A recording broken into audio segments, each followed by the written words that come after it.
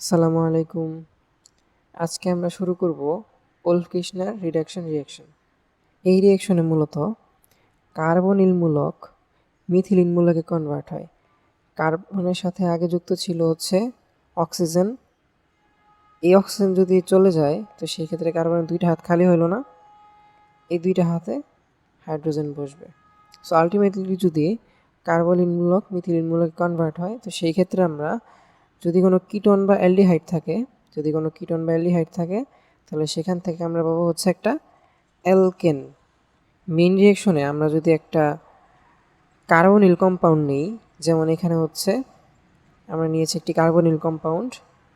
এই কার্বনিল কম্পাউন্ডে যদি আমরা হাইড্রোজেন যুক্ত করি এবং বেসিক মিডিয়ামে, সেই ক্ষেত্রে আমরা পাবো হচ্ছে অ্যালকেন। তো অনেক ক্ষেত্রে আপনারা দেখতে পারবেন যে রিঅ্যাকশনটা এইভাবে লেখা, একটি কার্বনিল কম্পাউন্ড, সেখানে যদি আপনি হাইড্রোজেন অ্যাড করেন এবং বেসিক মিডিয়াম নেন তো সেই ক্ষেত্রে আপনি পাবেন অ্যালকেন। আমরা এখানে এই বিক্রিয়াটাকে দুই ধাপে দেখাইছি। ফার্স্টে হচ্ছে কার্বনিল কম্পাউন্ড হাইড্রোজেনের সাথে রিঅ্যাকশন করে হাইড্রোজোন উৎপন্ন করে, দেন হাইড্রোজোন বেসিক মিডিয়ামে অ্যালকেন উৎপন্ন করে। এই রিঅ্যাকশনে হাইড্রোজেন একটি রিডিউসিং এজেন্ট হিসেবে কাজ করতেছে এখানে, এবং হাইড্রোজেন হচ্ছে খুবই রিঅ্যাক্টিভ একটি কম্পাউন্ড। তো আমরা যদি কার্বনিল কম্পাউন্ডে হাইড্রোজেন যুক্ত করি তো সেই ক্ষেত্রে আমরা কি পাচ্ছি? হাইড্রোজোন পাচ্ছি। হাইড্রোজোন কি? আমরা জানি যে কার্বন ডাবল বন্ড এন এবং এনের সাথে যে কোনো আর গ্রুপ, এই এরকম যদি কোনো কম্পাউন্ড থাকে তাহলে তাকে আমরা বলতেছি কি? ইমিন। আর যদি কার্বনের সাথে নাইট্রোজেনের ডাবল বন্ড থাকে এবং এই নাইট্রোজেনের সাথে আবারও একটি নাইট্রোজেন সিঙ্গেল বন্ড দিয়ে যুক্ত থাকে তো সেই ক্ষেত্রে আমরা একে বলতেছি হাইড্রোজোন কম্পাউন্ড। এই নাইট্রোজেনের সাথে যে কোনো কিছু যুক্ত থাকতে পারে, বাট এরকম যদি থাকে যে কার্বনের সাথে একটা নাইট্রোজেন ডাবল বন্ড আবার ওই নাইট্রোজেনের সাথে আরেকটা নাইট্রোজেন সিঙ্গেল বন্ড দ্বারা যুক্ত থাকে, তখন আমরা সেই কম্পাউন্ডকে বলতেছি হাইড্রোজোন কম্পাউন্ড। তো আমরা এখানে দেখতে পারতেছি যে কার্বনের সাথে নাইট্রোজেন ডাবল বন্ড এবং নাইট্রোজেনের সাথে নাইট্রোজেন সিঙ্গেল বন্ড দ্বারা যুক্ত আছে, এবং বেস অ্যাড করার পর আমরা পাইছি কি? হাইড্রোজেন থেকে অ্যালকেন। এখন আসেন মেকানিজমটা আমরা একটু খেয়াল করি। শুরুতেই হাইড্রোজেনের যে কোনো একটি নাইট্রোজেন কার্বনিল কম্পাউন্ডের পার্শিয়ালি পজিটিভ কার্বনকে অ্যাটাক দিবে তার লোন পেয়ারের সাহায্যে। আমরা কি জানি? কার্বনিল কম্পাউন্ডের কার্বন হচ্ছে পার্শিয়ালি পজিটিভ এবং অক্সিজেন হচ্ছে পার্শিয়ালি নেগেটিভ। তো নাইট্রোজেন যদি কার্বনকে অ্যাটাক দেয় তো সেই ক্ষেত্রে কার্বনের তো 5টা হাত পসিবল না। তো সেই ক্ষেত্রে কার্বন কী করবে? এই অক্সিজেনের সাথে যে ডাবল বন্ড ছিল সেখান থেকে একটা বন্ড কী করবে? ছেড়ে দিবে। যদি ছেড়ে দেয় তাহলে অক্সিজেন কী হলো? এবার নেগেটিভলি চার্জড এবং কার্বনের সাথে নাইট্রোজেনের একটা বন্ড তৈরি হলো। এইখানে একটা জিনিস আমরা খেয়াল করি যে নাইট্রোজেনের তো 4টা হাত পসিবল না।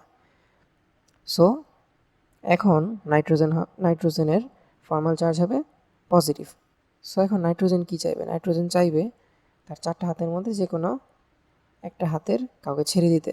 তো এই ক্ষেত্রে আমরা হাইড্রোজেনকে দেখতে পারতেছি নাইট্রোজেন ইজিলি হাইড্রোজেনকে ছেড়ে দিতে পারবে। আবার অপর দিকে এই অক্সিজেন চাইবে কাউকে গ্রহণ করতে, যেহেতু তার কাছে এক্সট্রা ইলেকট্রন আছে। সো এই অক্সিজেন কি করবে?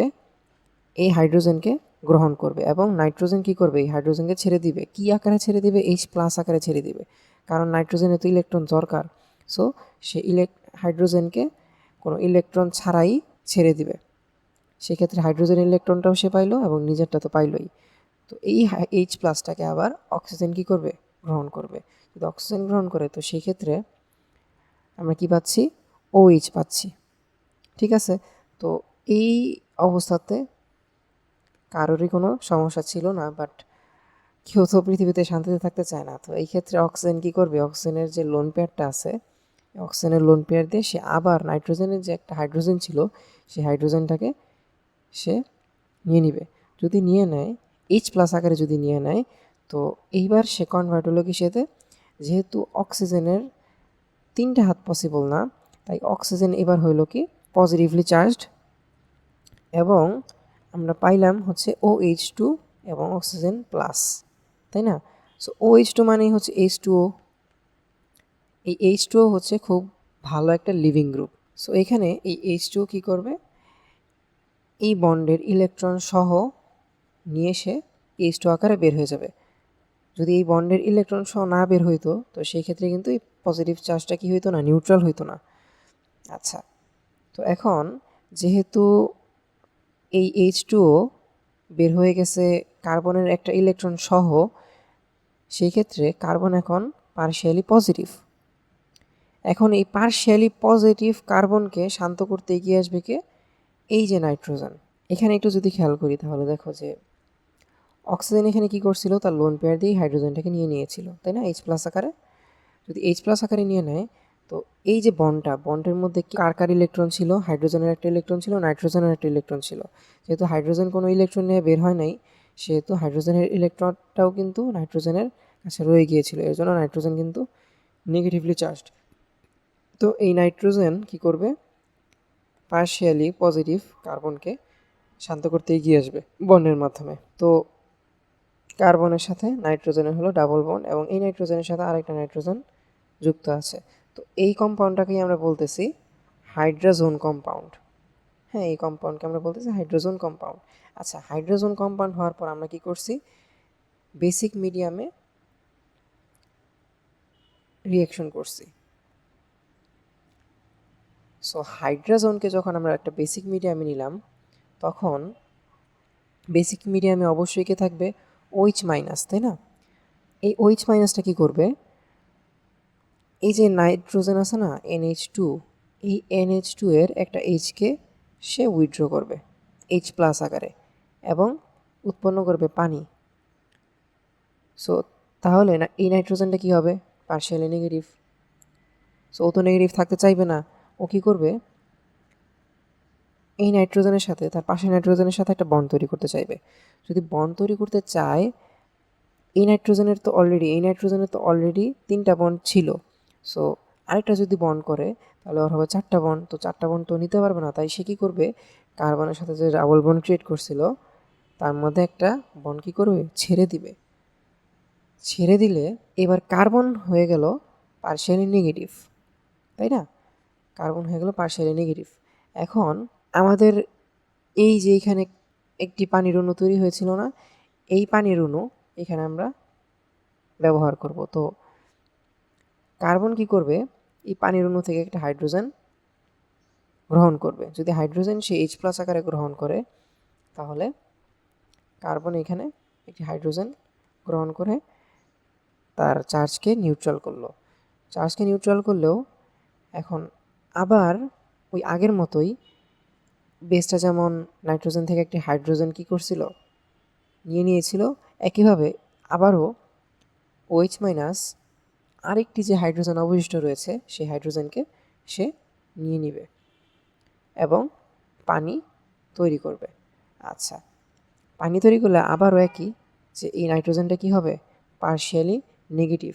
যদি পার্শিয়ালি নেগেটিভ হয়, আগের মতোই এই নেগেটিভ নাইট্রোজেনটা চাইবে যে তার পাশের নাইট্রোজেনের সাথে বন্ড তৈরি করতে। সো সে যদি বন্ড তৈরি করতে চায়, তো এই নাইট্রোজেনটা কি, যেহেতু অলরেডি তার 3টা বন্ড রয়েছে, তো তাহলে তার একটা বন্ড কিন্তু কি করতে হবে, ছেড়ে দিতে হবে। সো এই নাইট্রোজেনটা কি করবে, কার্বনের সাথে তার বন্ডকে ছেড়ে দিবে। তো ছেড়ে দিলে এখানে কি কনভার্ট হলো, N≡N বা নাইট্রোজেন গ্যাস। নাইট্রোজেন গ্যাস, এই নাইট্রোজেন গ্যাস কি বিক্রিয়ার পাত্র থেকে উড়ে চলে যাবে। সো যেহেতু নাইট্রোজেন কি করেছে, এখানে একটি বন্ড ছেড়ে দিয়েছে, তো সেই ক্ষেত্রে কার্বন হবে নেগেটিভলি চার্জড। সো আবারও সেম, যেহেতু আমাদের এখানে একটি পানির অণু তৈরি হয়েছিল, এই পানির অণু এবার আবার ব্যবহার হবে। এই পানির অণুর যে হাইড্রোজেন, এই হাইড্রোজেনকে কার্বন নিয়ে নিবে H+ আকারে। H+ আকারে নিয়ে নেয়, তো সেক্ষেত্রে আমরা আবার OH মাইনাস পেয়ে যাচ্ছি, যেহেতু এটা আমাদের ক্যাটালিস্ট। সো OH মাইনাস আমরা আবার বিক্রিয়ার পাত্রে পেয়ে যাচ্ছি এবং আমরা আমাদের কাঙ্ক্ষিত উৎপাদ পেয়ে যাচ্ছি অ্যালকেন। আশা করি আপনারা সবাই বুঝতে পেরেছেন। ইনশাআল্লাহ পরবর্তী ক্লাসে দেখা হচ্ছে। আসসালামু আলাইকুম।